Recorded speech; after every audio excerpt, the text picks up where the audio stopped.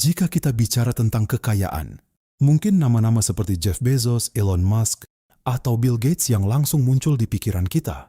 Mereka adalah manusia-manusia dengan angka kekayaan ribuan, triliun rupiah yang seolah tak terbatas. Namun tahukah kamu, jauh sebelum peradaban modern dimulai, ada sosok-sosok yang kekayaannya jauh melampaui para miliarder hari ini.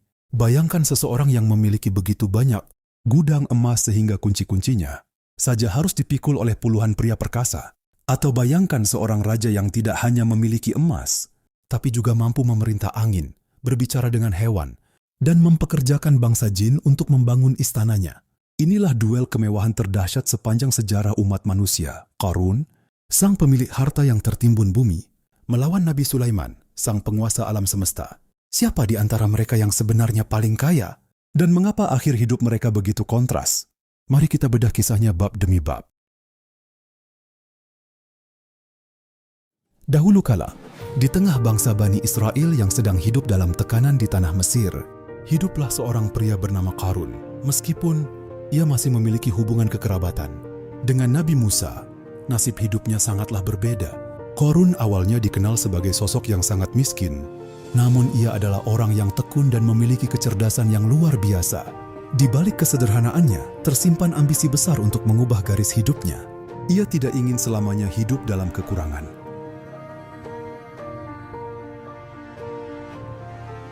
Seiring waktu, melalui usaha dan pengetahuannya, Qarun berhasil menguasai berbagai ilmu, termasuk kemampuan mengelola kekayaan dengan sangat cermat. Hartanya pun mulai bertambah, sedikit demi sedikit, hingga akhirnya melimpah ruah. Kekayaan itu datang seperti air bah, emas, perak, dan harta benda lainnya memenuhi kehidupannya. Namun di balik limpahan harta tersebut, sesuatu dalam dirinya mulai berubah. Hatinya perlahan menjauh dari Sang Pencipta. Rasa syukur berganti dengan kesombongan. Ia mulai merasa bahwa semua yang ia miliki adalah hasil jerih payahnya semata, bukan karunia dari Allah. Keinginan akan pengakuan dan kekuasaan pun tumbuh semakin besar, menguasai jiwanya tanpa ia sadari. Seiring berjalannya waktu, kekayaan Qarun terus bertambah tanpa henti. Apa yang dulu hanya ia bayangkan, kini menjadi kenyataan yang ia rasakan setiap hari. Rumah sederhana yang dulu ia tinggali, kini berganti menjadi tempat yang penuh kemewahan. Segala kebutuhan dan keinginannya dapat terpenuhi dengan mudah. Ia tidak lagi merasakan lapar, tidak lagi merasakan kekurangan, bahkan hidupnya dipenuhi dengan kenyamanan yang melimpah. Namun tanpa ia sadari, kenikmatan itu mulai mengubah cara pandangnya terhadap kehidupan. Ia tidak lagi melihat harta sebagai sesuatu yang harus dijaga dengan syukur, melainkan sebagai bukti keberhasilan dirinya. Dan dari situlah, sesuatu yang berbahaya mulai tumbuh di dalam hatinya. Perlahan, Qarun mulai menunjukkan kekayaannya kepada orang-orang di sekitarnya. Ia tidak lagi menyembunyikan apa yang ia miliki. Ia justru menikmati ketika manusia melihatnya dengan penuh kekaguman. Setiap kali ia keluar, penampilannya selalu mencuri perhatian. Pakaian terbaik, perhiasan berkilau, dan pengiring yang setia di sekelilingnya. Orang-orang pun mulai berbicara, membandingkan diri mereka dengan dirinya. Betapa beruntungnya Qarun, kata mereka. Tanpa disadari, pujian-pujian itu menjadi makanan bagi hatinya. Ia mulai menikmati pengakuan manusia. Ia ingin lebih dipuji, lebih dikagumi, lebih dianggap sebagai yang paling berhasil. Dan perlahan, ia mulai lupa bahwa semua yang ia miliki bukanlah miliknya sepenuhnya. Di dalam hatinya, perubahan itu semakin nyata. Rasa syukur yang dulu sering ia rasakan, kini mulai menghilang. Ia tidak lagi mengingat siapa yang memberinya semua ini. Yang ia lihat hanyalah dirinya sendiri, usaha, kerja keras, dan kecerdasannya. Ia mulai meyakini bahwa semua yang ia capai adalah hasil dari kemampuannya semata. Keyakinan itu tumbuh menjadi kesombongan yang halus, namun sangat berbahaya. Karena kesombongan tidak selalu terlihat dari luar, tapi ia tumbuh di dalam hati, menggerogoti iman sedikit demi sedikit. Dan ketika seseorang mulai merasa tidak membutuhkan Tuhan, maka sejatinya ia sedang berjalan menuju kehancuran tanpa ia sadari. Tengah masyarakat, muncul dua pandangan yang berbeda. Sebagian orang memandang Qarun dengan penuh kekaguman. Mereka menganggap kekayaan sebagai tanda keberuntungan terbesar dalam hidup. Mereka berkata, seandainya kita memiliki seperti apa yang dimiliki Qarun, namun di sisi lain, ada orang-orang berilmu yang melihat dengan cara yang berbeda. Mereka mengingatkan bahwa semua ini hanyalah ujian, bahwa apa yang ada di sisi Allah jauh lebih baik dan kekal. Mereka tidak terpukau oleh kilauan dunia, karena mereka memahami hakikatnya. Namun sayangnya, suara mereka tenggelam di antara kekaguman manusia terhadap dunia. Dan Qarun memilih untuk mengikuti suara yang memujinya, bukan yang menasihatinya.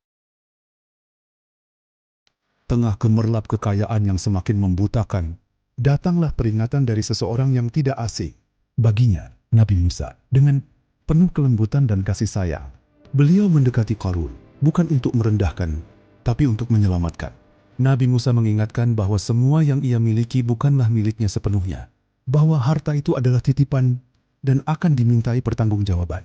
Dia dinasihati agar tidak sombong, agar menggunakan hartanya di jalan kebaikan, membantu yang lemah, dan tidak membuat kerusakan di muka bumi. Itu bukan sekadar nasihat, tapi peringatan penuh cinta, sebuah kesempatan sebelum semuanya terlambat. Namun, apa yang keluar dari lisan Qarun justru menjadi awal kehancurannya. Dengan penuh keyakinan dan kesombongan ia berkata, "Semua ini aku dapatkan karena ilmuku sendiri." Satu kalimat yang terdengar sederhana, namun mengandung kesombongan yang dalam. Ia menolak mengakui bahwa semua yang ia miliki adalah pemberian dari Allah. Ia mengangkat dirinya sendiri, seolah-olah ia adalah sumber dari keberhasilannya. Kalimat itu bukan hanya penolakan, tapi juga bentuk kesombongan yang nyata. Dan sejak saat itu, Qarun tidak lagi hanya kaya, tapi juga tenggelam dalam keangkuhan yang berbahaya. Setelah itu, jarak antara Qarun dan kebenaran semakin jauh. Ia tidak lagi mendengarkan nasihat, tidak lagi peduli dengan peringatan. Hatinya telah tertutup oleh dunia yang ia banggakan. Ia merasa dirinya cukup, merasa tidak membutuhkan siapapun, bahkan tidak merasa membutuhkan petunjuk dari Tuhan. Kesombongan itu tumbuh semakin besar, menguasai cara berpikirnya, dan mengendalikan setiap keputusannya. Ia tidak menyadari bahwa semakin tinggi ia mengangkat dirinya, semakin dekat ia dengan kehancuran. Karena dalam kehidupan, tidak ada yang lebih berbahaya daripada hati yang merasa paling benar. Bahkan, kesombongan itu mulai berubah menjadi penentangan. Qarun tidak hanya menolak nasihat, tapi juga mulai melawan kebenaran yang dibawa Nabi Musa. Ia tidak ingin ada yang lebih dihormati darinya. Ia tidak ingin ada kebenaran yang mengalahkan kedudukannya. Dalam beberapa kisah, ia bahkan berusaha menjatuhkan Nabi Musa dengan cara yang licik. Namun ia lupa bahwa kebenaran tidak bisa dikalahkan oleh tipu daya. Dan setiap langkah yang ia ambil untuk melawan justru semakin mempercepat datangnya akhir yang tidak pernah ia bayangkan. Hari demi hari, kesombongan Qarun semakin terlihat jelas. Jika dahulu ia hanya menikmati kekayaan dalam diam, kini ia ingin seluruh manusia menyaksikannya. Ia ingin hartanya menjadi pembicaraan di setiap sudut negeri. Ia ingin namanya disebut-sebut sebagai lambang kemuliaan dan keberhasilan. Di dalam hatinya telah tumbuh keyakinan yang keliru bahwa kekayaan adalah bukti kehebatan dirinya. Semakin banyak pujian yang ia dengar, semakin tinggi pula ia meninggikan dirinya sendiri. Ia lupa bahwa dunia bisa berubah dalam sekejap. Ia lupa bahwa segala sesuatu yang dimiliki manusia hanyalah pinjaman sementara. Dan ketika seseorang mulai menjadikan harta sebagai ukuran kemuliaan, saat itulah ia sedang berdiri di tepi jurang kehancuran. Pada suatu hari, Qarun keluar menemui kaumnya dalam penampilan yang belum pernah mereka lihat sebelumnya. Ia mengenakan pakaian terbaik yang dihiasi kemewahan. Perhiasan berkilauan memantulkan cahaya matahari. Para pelayan mengiringinya dengan penuh penghormatan. Langkahnya mantap, tatapannya penuh kebanggaan. Ia berjalan bukan sekadar untuk lewat, tetapi untuk mempertontonkan seluruh kekayaannya kepada manusia. Setiap detail dari penampilannya seolah berkata, "Lihatlah siapa aku sekarang." Dan benar saja, seluruh mata tertuju kepadanya. Orang-orang terdiam, terpukau oleh pemandangan yang ada di hadapan mereka. Hari itu Qarun telah menjadikan kekayaannya sebagai panggung, kesombongan terbesar dalam hidupnya. Melihat kemewahan itu, banyak hati mulai terguncang. Sebagian dari kaumnya memandang dengan penuh iri dan kekaguman. Mereka berkata, andai saja kita memiliki seperti apa yang diberikan kepada Qarun, sungguh ia benar-benar beruntung. Bagi mereka, kekayaan Qarun tampak seperti puncak keberhasilan hidup. Mereka melihat emasnya, tetapi tidak melihat ujian di baliknya. Mereka melihat kemegahannya, tetapi tidak melihat kesombongan yang tumbuh di dalam hatinya. Inilah kelemahan manusia. seringkali terpukau oleh apa yang terlihat, tanpa memahami hakikat yang tersembunyi. Kekayaan telah membutakan pandangan banyak orang, dan menjadikan mereka lupa bahwa tidak semua yang berkilau adalah kemuliaan. Namun di tengah kekaguman itu, berdirilah orang-orang beriman yang hatinya dipenuhi ilmu. Mereka memandang Qarun bukan dengan rasa iri, melainkan dengan kekhawatiran. Mereka berkata, celakalah kalian, pahala dari Allah jauh lebih baik bagi orang-orang yang beriman dan beramal saleh. Mereka memahami bahwa kemewahan dunia hanyalah fata morgana yang bisa lenyap kapan saja. Mereka melihat apa yang tidak dilihat orang lain, bahwa kesombongan Qarun telah mencapai puncaknya. Dan ketika kesombongan seorang manusia telah melampaui batas, maka kehancuran biasanya tinggal menunggu waktu. Tanpa disadari oleh Qarun, pada hari itulah langit seakan menjadi saksi bahwa keputusan Allah atas dirinya sudah semakin dekat.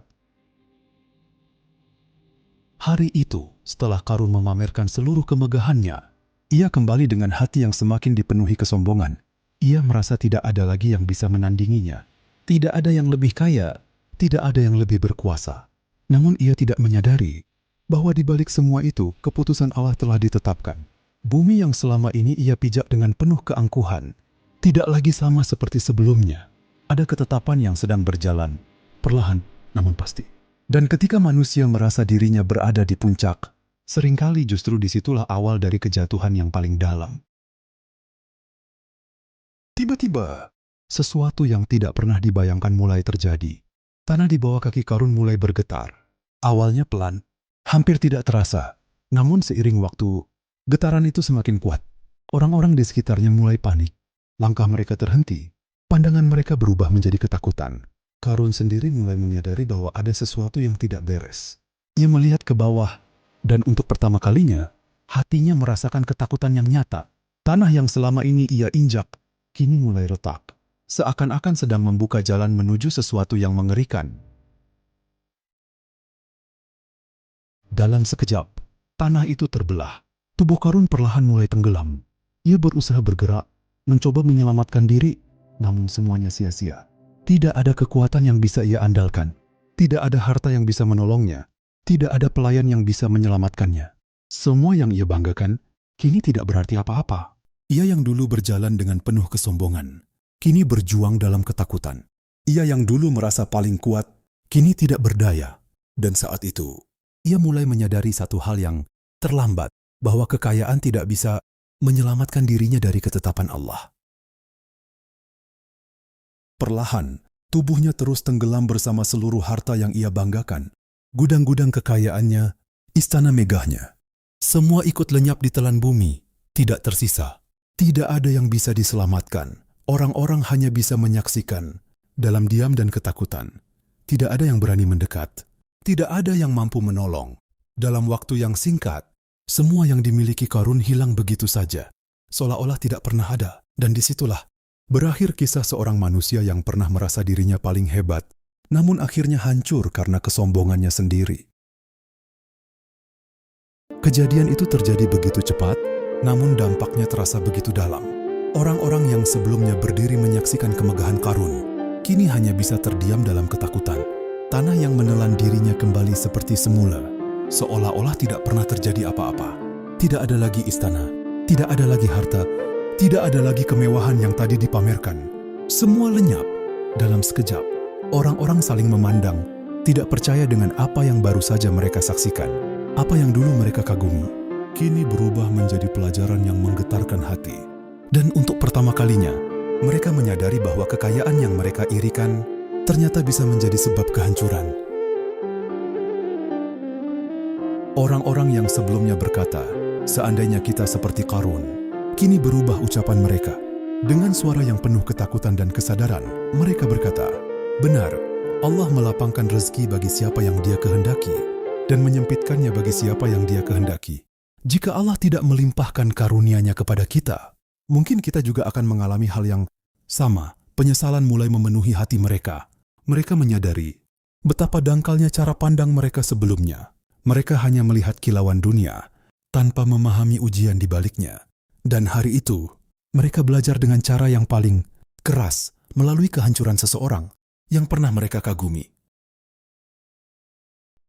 Di sisi lain, orang-orang beriman yang sejak awal telah memperingatkan, kini semakin yakin dengan apa yang mereka pahami.